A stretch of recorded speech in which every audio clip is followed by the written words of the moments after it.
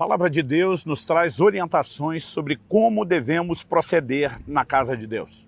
Não haveria uma orientação quanto a isso se o assunto não fosse importante, mas muitas vezes nem conseguimos mensurar a sua importância. É a respeito disso que eu quero conversar com você hoje, como proceder na casa de Deus. Fique comigo e nos próximos minutos nós vamos entender isso um pouco melhor.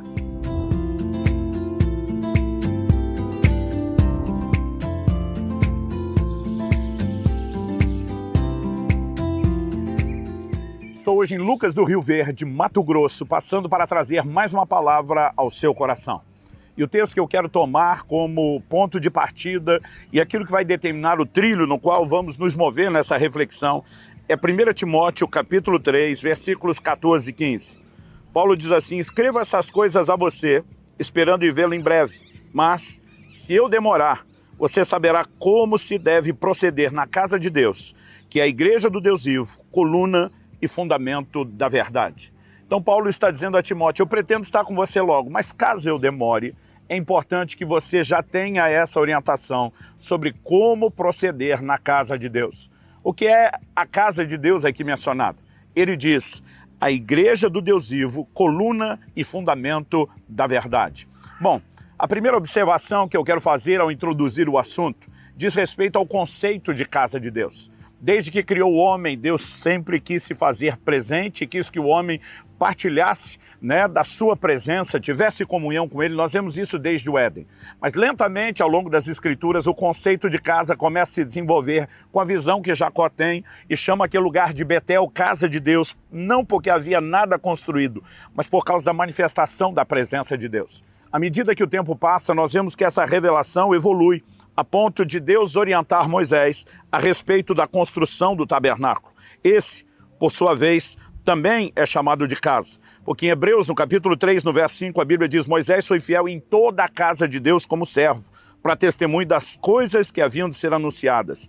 Cristo, porém, diz o verso 6, como filho, é fiel em sua casa. E agora ele diz: essa casa somos nós. A evolução da casa de Deus começa por um tabernáculo físico. Depois nós teríamos o tabernáculo de Moisés, logo na sequência o templo de Salomão, que é destruído quando o povo é levado para o exílio de Babilônia, mas reconstruído depois e reformado por Herodes, que era o templo dos dias de Jesus. Mas quando Cristo brada na cruz, está consumado, a Bíblia diz que o véu do templo se rasgou. A presença de Deus deixa de estar limitada a um prédio. Estevão, em Atos capítulo 7, pregando, diz que Deus não habita em templos feitos por mãos humanas. Há uma evolução naquilo, no entendimento de casa de Deus, naquilo que era uma figura através de uma casa física, para o seu cumprimento e a sua realidade, quando a Bíblia diz que essa casa somos nós, a igreja.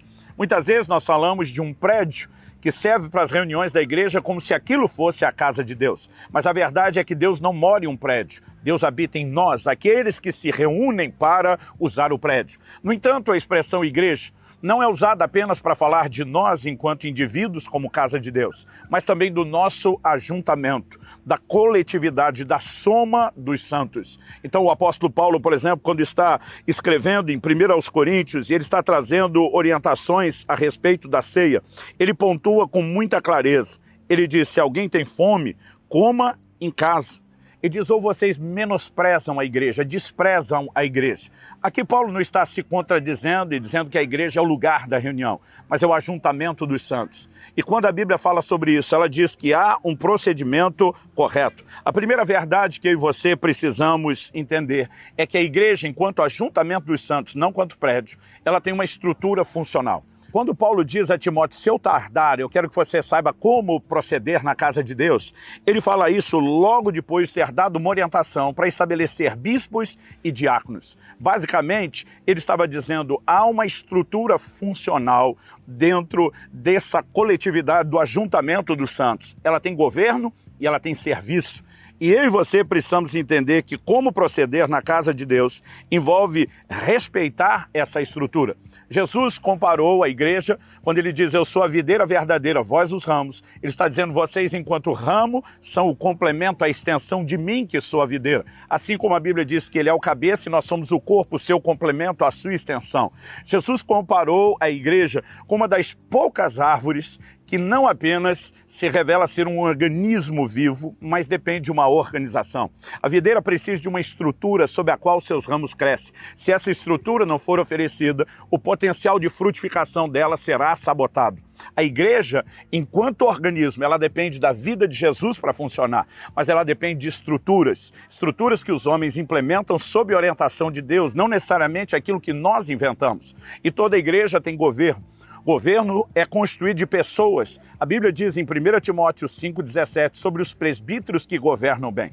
No entanto, esses homens que são estabelecidos para governar devem ouvir o Espírito Santo, como nós vemos em Atos 13. Aqueles líderes reunidos, orando, jejuando, a Bíblia diz, e disse o Espírito Santo. Mas Deus quer trazer direcionamento à igreja e nós precisamos respeitar esse princípio de liderança e de governo instituído por Deus. Mas também precisamos entender que esses que governam não podem fazer tudo. E eles vão delegar funções a outros que ajudam a servir sem participar do governo. É aí que surgem os diáconos. E a ideia é que através desses dois grupos, os que governam e os que servem os que governam, toda a igreja seja tocada para que todos trabalhem. Há uma estrutura funcional e essa estrutura precisa ser respeitada, porque dentro dela há um padrão de funcionamento. Quer seja a estrutura de governo, quer seja a orientação que Paulo faz aos coríntios a respeito de como deveria ser a ceia, de como deveria ser o funcionamento dos dons do Espírito nas reuniões públicas. E se há um padrão de funcionamento para a estrutura, há um padrão de comportamento para os indivíduos que fazem parte da estrutura. Por isso Paulo diz em 1 Coríntios 14:40, tudo, porém, seja feito com decência e com ordem. A segunda coisa que precisamos entender depois dessa estrutura funcional é a visão corporativa. A Bíblia nos apresenta a visão de que enquanto indivíduos somos membros do corpo, mas enquanto coletividade somos juntos o corpo de Cristo. Nós, individualmente, somos os membros e temos funções diferentes das dos outros. Mas enquanto corpo, e isso é a visão corporativa, nós precisamos entender que nossos diferentes dons e chamados se unem ao dos outros e nós nos movemos como um só. É por isso que a unidade é tão importante. Em 1 Coríntios 1:10, Paulo diz, rogo-vos, irmãos, pelo nome de nosso Senhor Jesus Cristo, que faleis todos a mesma coisa, que não haja entre vós divisões, antes sejais inteiramente unidos na mesma disposição mental e no mesmo parecer, porque essa necessidade de nos movermos como um, visão corporativa. Em Apocalipse, no capítulo 2 e 3, nós temos 7 cartas dirigidas pelo próprio Jesus às igrejas da Ásia. Nela, nós vemos ele enviando uma mensagem ao anjo, o mensageiro, o líder da igreja, mas ele está tratando de todo aquele povo, aquele corpo, aquela igreja local, como um só. E ele fala como se estivesse falando com uma única pessoa. Nós chamamos isso de visão corporativa. Paulo disse, se um membro do corpo sofre, todos sofrem junto. Se um se regozija, todos se regozijam. Então, nesse ambiente de uma visão corporativa, nós não podemos acreditar que cada um faz o que quer. Isso foi o que aconteceu nos dias de Josué com Acã. Ele desrespeita a estrutura funcional estabelecida para o corpo, ele desrespeita a visão corporativa, ele decide agir sozinho, mas ele não trouxe prejuízo apenas para si, ele trouxe prejuízo para todo o corpo. É por isso que nós precisamos entender a importância da disciplina. Ele foi julgado por Deus e no Novo Testamento nós vemos um princípio de disciplina. Jesus disse, se o teu irmão pecar, corrige você e ele só. Se te ouvir, ótimo, você ganhou o seu irmão. Porque a proposta da repreensão é ganhar o irmão, mas disse, se não ouvir, leva-o diante de 2 ou 3 testemunhas e repreende. Se não ouvir com as testemunhas, leva para a igreja. Se não ouvir toda a igreja, considera gentil e publicano. Desligue, porque quem passa a fazer mal ao corpo deve ser afastado, não apenas por causa de uma espécie de vingança à sua atitude, mas para proteger o restante do corpo que ele está ferindo e trazendo dano. 1 Coríntios capítulo 12 nos diz no verso 26, ora vós sois corpo de Cristo e individualmente membros desse corpo. Mas o terceiro e último aspecto que eu quero abordar, quando falo de como proceder na casa de Deus, diz respeito à questão relacional.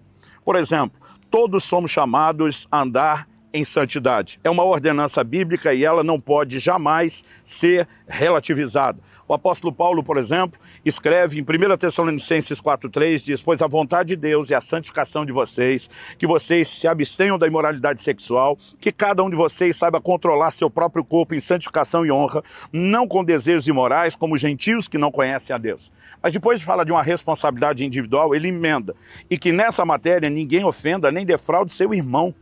Porque contra todas essas coisas, como antes já vos avisamos e testificamos, o Senhor é o vingador. Ele está dizendo, enquanto indivíduos já deveríamos nos manter puros, mas quando pecamos contra um outro irmão, nós estamos ferindo o corpo de Cristo.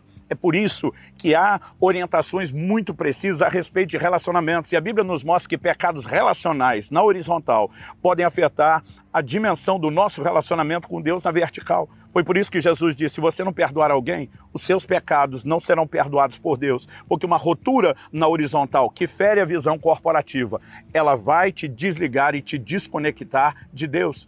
O apóstolo Pedro escreve e fala sobre essa visão corporativa dentro de casa, tratando as esposas como irmãs em Cristo. Ele diz assim, olha, maridos, tratem as suas esposas.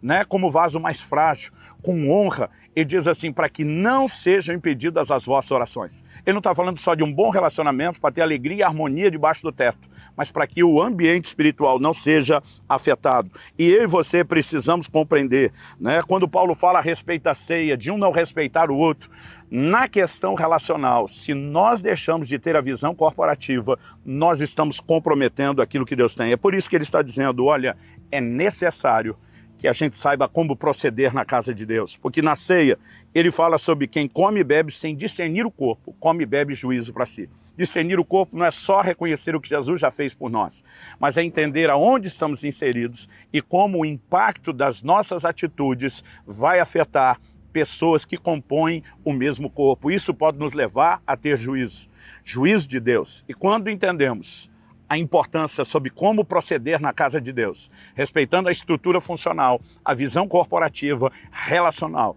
nós veremos um fluir e um mover maior de Deus sobre a sua igreja. Que o Senhor nos ajude e que possamos dar a Ele a devida resposta.